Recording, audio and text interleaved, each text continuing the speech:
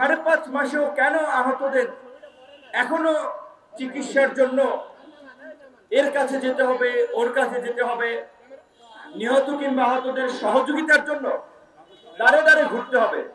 18ই জুলাই থেকে বিশেষ করে যে রাজনৈতিক দল সমূহের যে সর্বদলীয় গণমিছিলের কর্মসূচি, সেদিন থেকে তো নির্বিচারে গুলি চালানো শুরু হয়েছিল।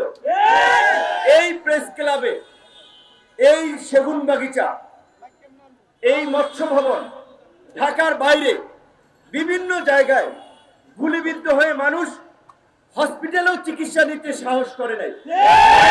এমনকি অনেকে হসপিটালে চিকিৎসা নিতে গিয়ে চিকিৎসা নিয়ে ফেরার পথে গ্রেপ্তার হয়েছেন। অনেক জায়গায় ডাক্তাররা চিকিৎসা দেয় নাই, রাজাকার বলে গালি দিয়েছে, দেশদ্রোহী বলে গালি দিয়েছে। নিহতদের ক্ষতিপূরণ দেয়া নিয়ে আমরা দেখতে পেলাম যে নিহতদের সংখ্যা নিয়ে এখন কিন্তু দ্বিমত বা মতৈক্য হচ্ছে, নানান ধরনের তথ্য আসছে। কোথাও কোথাও বলা হচ্ছে 1600-র অধিক নিহত হয়েছে, আবার কোথাও কোথাও বলা হচ্ছে যে অফিসিয়ালি 800+। তাহলে মুক্তিযুদ্ধের শহীদদের মতো হয়ে গেল যে কেউ কেউ বলছেন যে 3 লক্ষ, আবার কেউ কেউ বলছেন যে 30 লক্ষ। এই স্বাধীনতার 53 বছরেও কিন্তু মুক্তিযুদ্ধের প্রকৃত শহীদদের একটা তালিকা এই অভাগা জাতি করতে পারে নাই। অথচ মুক্তিযুদ্ধ নিয়ে ব্যবসা হয়েছে, মুক্তিযুদ্ধ নিয়ে চেতনার রাজনীতি হয়েছে, মুক্তিযুদ্ধের চেতনার নামে ভারতীয় হেজিমনি, ইন্ডিয়ান হেজিমনিতে এইখানে 15 বছর আওয়ামী ফাঁসিবাদ কায়েম হয়েছে, কিন্তু মুক্তিযোদ্ধাদের প্রকৃত সংখ্যা এই জাতি এখন পর্যন্ত জানে না। আজকে এই পরিবর্তিত বাংলাদেশ পেয়েছি আমরা, 5 মাস ওভার হয়েছে, প্রায় 5.5 মাস হতে যাচ্ছে। সেখানে আহতরা রাস্তায় দাঁড়াবে তাদের চিকিৎসার জন্য কিংবা তাদের সহায়তার জন্য, আহতদের পরিবার, আহতরা, নিহতরা, এটা আমাদের কাছে কাম্য ছিল না। দুঃখজনক যে এরকম একটা রেসপন্সিবল সরকার, আমাদের সমর্থিত সরকার, কারণ আমাদের আন্দোলনের ফলেই তো এই সরকার গঠিত হয়েছে, এবং এই সরকারকে আমরা সহযোগিতা করছি। যতদিন তারা দায়িত্বে আছে ততদিন করে যেতে হবে, দেশের স্বার্থে, আমাদের স্বার্থে। কারণ দেশকে ভালো রাখতে হলে এই সরকারকে সমর্থন করতে হবে। আমাদের নিজেদের ভালোর জন্য এই সরকারকে আরো কিছুদিন সরকারে রাখতে হবে। সেখানে আমাদের প্রত্যাশা যে সরকার ছোট ছোট কিছু জায়গায় তাৎক্ষণিক ভূমিকা নিবে, তড়িৎ অ্যাকশন নিবে, সেটি কিন্তু আমরা দেখতে পাচ্ছি না। আজকে এই 5.5 মাসেও কেন আহতদের এখনো চিকিৎসার জন্য এর কাছে যেতে হবে, ওর কাছে যেতে হবে, নিহত কিংবা আহতদের সহযোগিতার জন্য দাঁড়ে দাঁড়ে ঘুরতে হবে। এবং সবচেয়ে দুঃখজনক যে যেই ছাত্র তরুণদেরকে নিয়ে সবাই অহংকার করে, গর্ব করে, আমাদের সেই ছাত্র তরুণরাই কিন্তু জুলাই ফাউন্ডেশনের পরিচালনার দায়িত্বে আছেন। তাহলে তাদের কাছে কেন আমলাতন্ত্রের জটিলতা থাকবে?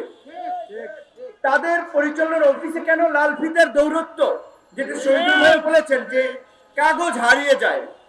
এমনকি আমি শুনেছি যে সহযোগিতার মাত্রাটা বোধহয় সর্বোচ্চ 5 লাখ টাকা। এখন এই জুলাই গণ অভ্যুত্থানে বিশেষ করে 18ই জুলাই থেকে বিশেষ করে যে রাজনৈতিক দল সমূহের যে সর্বদলীয় গণমিছিলের কর্মসূচি, সেদিন থেকে তো নির্বিচারে গুলি চালানো শুরু হয়েছিল। এই প্রেস ক্লাবে, এই সেগুন বাগিচা, এই মৎস্য ভবন, ঢাকার বাইরে বিভিন্ন জায়গায় গুলিবিদ্ধ হয়ে মানুষ হসপিটালেও চিকিৎসা নিতে সাহস করে নাই। এমনকি অনেকে হসপিটালে চিকিৎসা নিতে গিয়ে চিকিৎসা নিয়ে ফেরার পথে গ্রেপ্তার হয়েছেন। অনেক জায়গায় ডাক্তাররা চিকিৎসা দেয় নাই, রাজাকার বলে গালি দিয়েছে, দেশদ্রোহী বলে গালি দিয়েছে, সরকার বিরোধী বলে তিরস্কার করেছে। এটা শুধুমাত্র মফস্বল কিংবা ঢাকার 2-1টি ক্লিনিক নয়, মোটামুটি প্রায় সমস্ত হসপিটালগুলোতে এই যে আওয়ামীপন্থী চিকিৎসকদের সংগঠন সাচিব এবং এই আওয়ামীপন্থী চিকিৎসকরা ছাত্রদেরকে চিকিৎসাও দেয় নাই। অনেকের পা কিংবা হাত পচে গেছে শুধুমাত্র চিকিৎসাজনিত অবহেলার কারণে। তারা যদি যথা সময়ে চিকিৎসা পেত তাহলে তারা সুস্থ হতে পারত, কিন্তু ওই চিকিৎসকরা গুরুত্ব দেয় নাই, কোনোভাবে ব্যান্ডেজ করে দিয়েছে ওরা মরুক। আপনারা দেখেছেন আওয়ামী লীগের দালালেরা হুঁশিয়ার সাবধান, আওয়ামী লীগের দালালেরা হুঁশিয়ার সাবধান। এই সরকারের বারবার আমরা বলে আসছিলাম প্রথম এবং প্রধানতম কাজ হওয়া উচিত ছিল আহতদের খুঁজে খুঁজে বের করে সুচিকিৎসা নিশ্চিত করা এবং তারা এতদিন যেভাবে চিকিৎসা নিয়েছে তার একটা ক্ষতিপূরণ দেওয়া। তারা যেভাবে চিকিৎসা নিয়েছে পারিবারিকভাবে নিজের প্রচেষ্টায় তাদের ক্ষতিপূরণ দেওয়া এবং বিশেষ করে নিহতদের ক্ষতিপূরণ দেওয়া নিয়ে আমরা দেখতে পেলাম যে নিহতদের সংখ্যা নিয়ে এখন কিন্তু দ্বিমত বা মতৈক্য হচ্ছে, নানান ধরনের তথ্য আসছে। কোথাও কোথাও বলা হচ্ছে 1600-র অধিক নিহত হয়েছে, আবার কোথাও কোথাও বলা হচ্ছে যে অফিসিয়ালি 800+। তাহলে মুক্তিযুদ্ধের শহীদদের মতো হয়ে গেল যে কেউ কেউ বলছেন যে 3 লক্ষ, আবার কেউ কেউ বলছেন যে 30 লক্ষ। এই স্বাধীনতার 53 বছরেও কিন্তু মুক্তিযুদ্ধের প্রকৃত শহীদদের একটা তালিকা এই অভাগা জাতি করতে পারে নাই। অথচ মুক্তিযুদ্ধ নিয়ে ব্যবসা হয়েছে, মুক্তিযুদ্ধ নিয়ে চেতনা রাজনীতি হয়েছে, মুক্তিযুদ্ধের চেতনার নামে ভারতীয় হেজিমনি, ইন্ডিয়ান হেজিমনিতে এইখানে 15 বছর আওয়ামী ফাঁসিবাদ কায়েম হয়েছে, কিন্তু মুক্তিযোদ্ধাদের প্রকৃত সংখ্যা এই জাতি এখন পর্যন্ত জানে না। মুক্তিযুদ্ধের শহীদদের সংখ্যা এখন পর্যন্ত জানে না।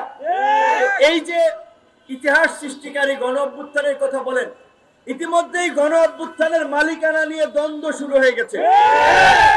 গণ অভ্যুত্থানের মালিককে, কোন দলের কতজন মারা গিয়েছে, কোন দলের কি কন্ট্রিবিউশন, সেই প্রতিযোগিতা লেগেছে। যদি এটা কোনোভাবেই কাম্য নয়, কারণ এটা কোনো রাজনৈতিক দলীয় আন্দোলন ছিল না, এইটা ফাঁসিবাদের বিরুদ্ধে একটা গণ আন্দোলন ছিল। সেই গণ আন্দোলনে গণ অভ্যুত্থান হয়েছে। এই গণ অভ্যুত্থানে যারা অংশ নিয়েছে তারা প্রত্যেকে এই দেশের নাগরিক, তারা আমাদের ভাই, তারা আমাদের বন্ধু, তারা আমাদের স্বজন।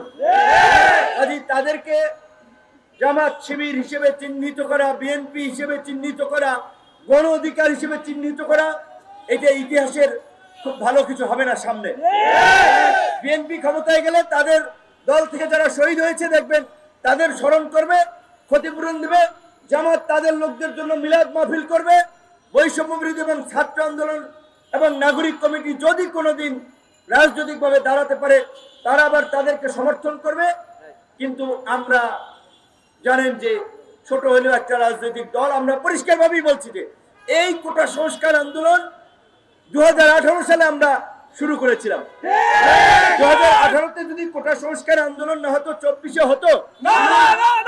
সেই 2018 সালের কোটা সংস্কার আন্দোলন থেকেই 24-এর কোটা সংস্কার আন্দোলন এবং কোটা সংস্কার আন্দোলন থেকেই রাষ্ট্র সংস্কার আন্দোলন। কাজে আমরা এখানে কোনো বিভাজন আমরা বলি নাই যে আমাদের দলের এতজন মারা গিয়েছে।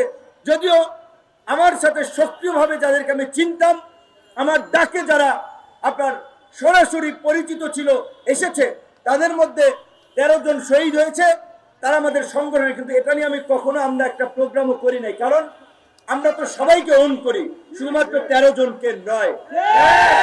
তো এই যে একটা বিভাজন তৈরি হলো, এটা কি কাম্য ছিল আপনাদের আমাদের? এবং দেখেন এই যে কয়েকদিন আগে এই আহতদের পরিচয়ে আমাদের একজন দলের নেতা, সিনিয়র নেতা ফারুক এখনো পিজি হাসপাতালে ভর্তি। এই যে ছাত্রলীগ যুবলীগের মতো গুন্ডামি করে গেল শহীদ মিনারের এই ছেলেগুলো, আমার মায়া লেগেছে। ওরা নাকি অসুস্থ, আমি জানি না আসলে প্রকৃত অর্থে অসুস্থ কিনা, কিন্তু এই যে ছুরি দিয়ে কপালে পৌঁছছিল, পা ভাঙলো, এখনো প্লাস্টার করে পিজি হাসপাতালে। এই ঘটনা তারা কিভাবে ঘটালো?